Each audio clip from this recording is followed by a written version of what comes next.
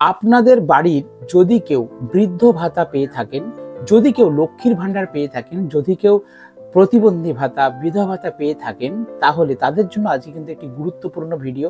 কারণ অনেকেরই বৃদ্ধ ভাতায় অর্থাৎ বার্ধক্য ভাতায় টাকা বন্ধ রয়েছে, মানে 3 মাস কি 4 মাস বৃদ্ধ ভাতায় টাকা ঢোকেনি, কারো কারো বিধবা ভাতায় 2 মাস কি 3 মাস টাকা ঢোকেনি। তারা কি করবেন বা কি করলে টাকা পাবেন আজকের ভিডিওর মাধ্যমে আলোচনা করব।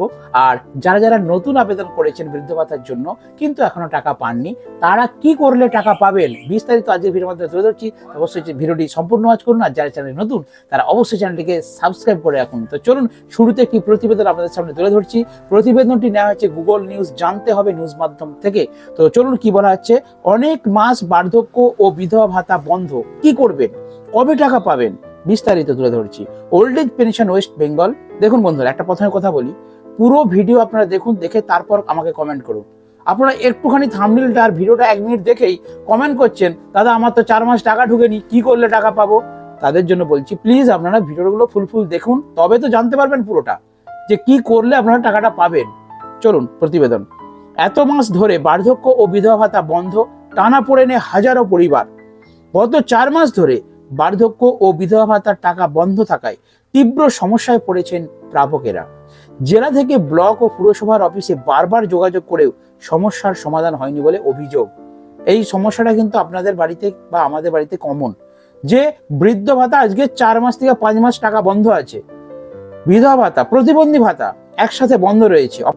পুরনো কারো টাকা বাকি নেই, নতুন কারো টাকা বাকি নেই। হ্যাঁ, আপনারা অনেকেই বলবেন আমার দাদা 2 মাসে লক্ষ্মী ভাণ্ডার বাকি আছে। আপনাদের জন্য আমি বলে দিচ্ছি কি করবেন একটু পরে। তো চলুন প্রতিবেদনটা পড়ে নিই। রাজ্য প্রশাসন জানিয়েছে, মানে যখন এই সমস্যা হচ্ছে রাজ্য প্রশাসন জানিয়েছে এই সমস্যাটি গোটা রাজ্য জুড়ে চলছে। আপনি আমার কাছে কমপ্লেন করতে এসছেন যে আমি বার্ধক্য ভাতার টাকা পাইনি 4 মাস, তো এই আপনার যে সমস্যাটা, এই সমস্যাটা গোটা রাজ্য জুড়েই চলছে। তবে আশ্বাস দেওয়া হয়েছে যে ইতিমধ্যেই নথিভুক্ত যারা আছেন তাদের টাকা কিছুদিনের মধ্যেই কিন্তু পাঠিয়ে দেওয়া হবে। অর্থাৎ আপনার টেনশন নেবেন না, একদম 4 মাস পাননি, 5 মাস পাননি, 6 মাস পাননি, কোনো টেনশন নেবেন না। আপনারা প্রত্যেক মাসের টাকা হিসেব সমেত পাবেন, 1 মাসের আপনাদের ডিউ থাকবে না। সিউড়ি পুরসভার 13 নম্বর ওয়ার্ডের বাসিন্দা দাসিরা বিবি বলেন, আমার স্বামী মারা যাওয়ার পর থেকেই এই টাকা পেতাম।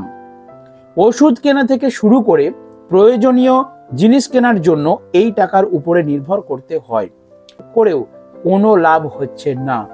কমন প্রবলেম, যারই টাকা আটকে আছে, যে টাকা পাচ্ছে না সেই কিন্তু পুরসভায় ছুটছে, পঞ্চায়েতে ছুটছে, জেলা স্তরে ছুটছে, কোনো লাভ হচ্ছে না। নতুন নথিভুক্তির প্রক্রিয়া বন্ধ। ভালো করে আরেকটা পয়েন্ট লক্ষ্য রাখুন, জেলা প্রশাসন সূত্রে কিন্তু জানিয়ে দেওয়া হয়েছে বার্ধক্য বিধবা ভাতার ক্ষেত্রে নতুন করে নথিভুক্তির প্রক্রিয়া আপাতত বন্ধ।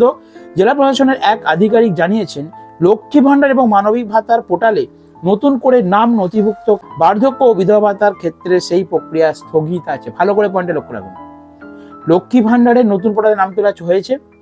আমরা জানি যে গত ডিসেম্বর মাস থেকে আপডেট করে দেওয়া হয়েছে লক্ষ্মী ভাণ্ডারকে, মানে পুরোনোরা তো টাকা পেয়েছে, তার সাথে 5 লক্ষ নতুন লক্ষ্মী ভাণ্ডার টাকা দেওয়া হয়েছে।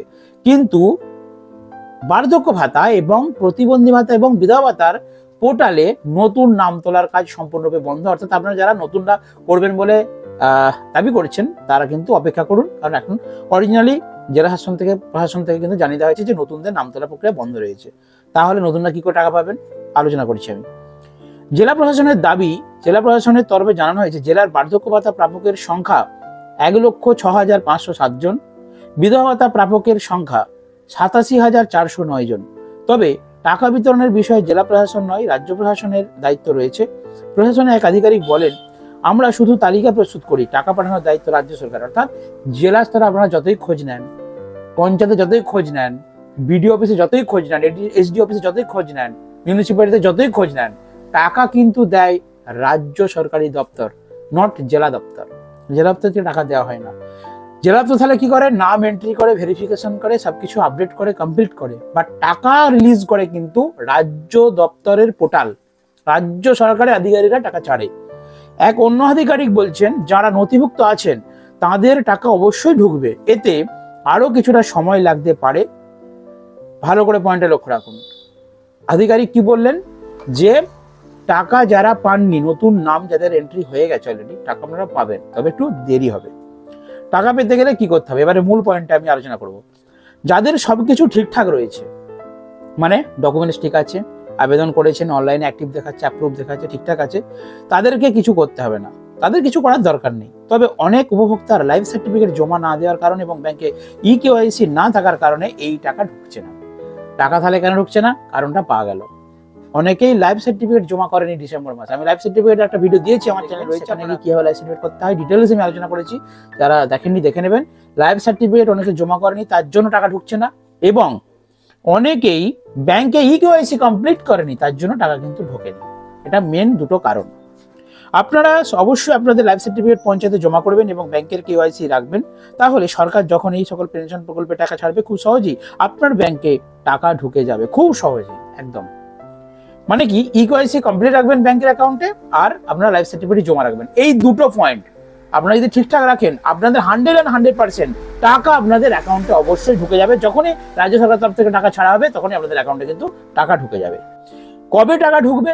দেখুন, মূলত এই সকল প্রকল্পের টাকা প্রত্যেক মাসে মাসে টাকা ঢুকে যাবার কথা, কিন্তু রাজ্য সরকার আভ্যন্তরীণ কিছু কারণে টাকা কয়েক মাস ঢোকেনি।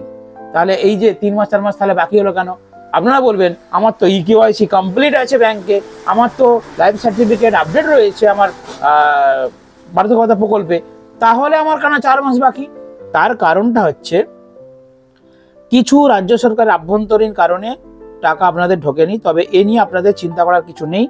জানুয়ারি মাসে আপনাদের বকেয়া আগের মাসের টাকা এবং জানুয়ারি মাসের টাকা সব মিলিয়ে পুরো টাকা ব্যাংক অ্যাকাউন্টে আপনারা পেয়ে যাবেন। খুশির খবর বন্ধুরা, আপনাদের যদি 2 মাস 3 মাস 4 মাস টাকা বাকি থেকে থাকে, সেই টাকা প্লাস জানুয়ারি মাসের টাকা, সমস্ত টাকা জানুয়ারি মাসেই আপনাদের অ্যাকাউন্টে পুরো টাকা পেয়ে যাবেন।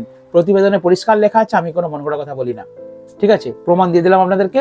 এবার আপনাদেরকে বিষয়টা ডিসকাস করছি।